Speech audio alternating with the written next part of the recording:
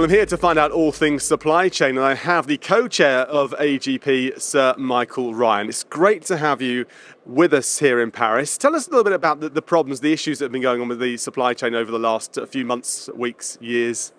Unfortunately, years at the minute. Well, it is great to be back in Paris. It's great to be back at the second large air show after Farnborough last year, which kicked off a bit of a recovery for the industry. But you're right, the supply chain has been an issue for a couple of years and continues to be.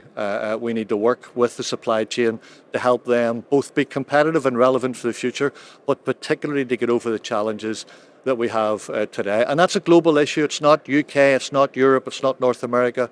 It's a global issue.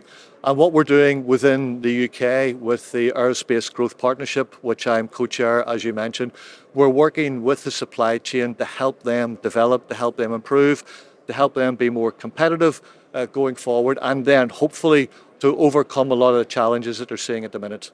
Now, this is all a collaborative idea, isn't it, as opposed to, everybody looking after themselves, which I think is a great way to look at tackling all the problems going on globally as well, particularly when we look to this net zero for carbon in 2050. Yeah. There's no other way to do it, to be quite honest, Bryn. As a UK industry, the primes are working with the SME base, and we share probably 80% of all of those companies are shared between us. So we're working together. We've developed a program. We had Supply Chain 21, a very successful program for around 10, 12 years, but we needed to, frankly, up our game collectively as an industry, and we've come up with Supply Chain Solutions, which is a new initiative for the primes to work with the SME community and help us all improve. How is this going to work? How is it going to appear to us on the ground then?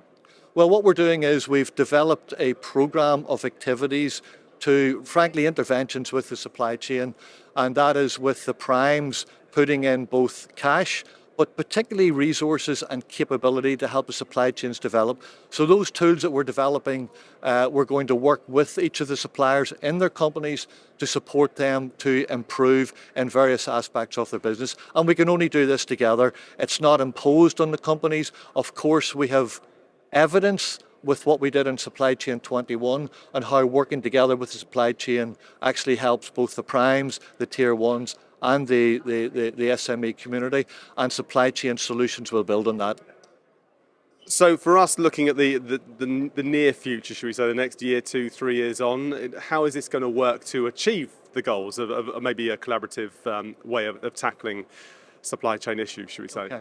Well, we've got over 120 expressions of interest from the supply chains already. What we're doing is we're turning them into contracts with the suppliers, and then those suppliers, particularly those that we're starting with, will be at the forefront. They'll be the pioneers of what we're doing. Our investment, collective investment with them, will help them to start turning their businesses around.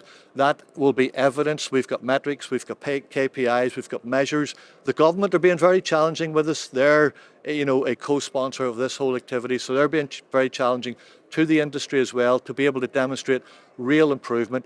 Thankfully, with Supply Chain 21, as I mentioned, we have evidence there of working and improving suppliers. My own direct experience with working with the Belfast site is that the more you put into this activity, the more you get out. And our supply chain that we worked with on Supply Chain 21 got a lot out of it. We as a Tier 1 got out of it, but they also expanded their business, and where they were in Northern Ireland, largely Northern Ireland and focused on the Belfast site, they then became much more global, and they broadened their own product base, they broadened their revenue stream, they reduced the risk of dependence on us, and that has worked for all of us. What are you envisaging seeing then, how it's going to have an effect? Well, what we need to see, first of all, is a stabilisation and a reduction of the risks in the supply chain. A lot of our suppliers are challenged from a cash point of view as the ramp up comes. They're challenged from getting skills on board as well, because post-COVID that skill requirement is growing, but as well the industry has changed. Society has changed, so being able to attract people into the industry is extremely critical for us as well. So we would see with those interventions that the suppliers, they improve, they get more competitive, they can support the tier ones and the primes, but importantly their own business becomes sustainable, both from a financial point of view and ultimately dealing with the environmental challenges we also have to meet. Which sounds very promising indeed. Lastly, if anybody's just stumbled upon this and they don't know much about it and they want to find out more, what's the best avenue for them? The best avenue is to get in touch with ADS here at the Air Show here, obviously, but you can get in touch with us through our website, and we've a lot of very enthusiastic, but more importantly, a lot of very capable people can show why this is a good idea, what it would involve, what support you will get, and then the opportunities that will come out of it as well. Fantastic. Sounds very promising. Sir Michael, thank you very much indeed. Thank you very much. Good luck for the rest of the show.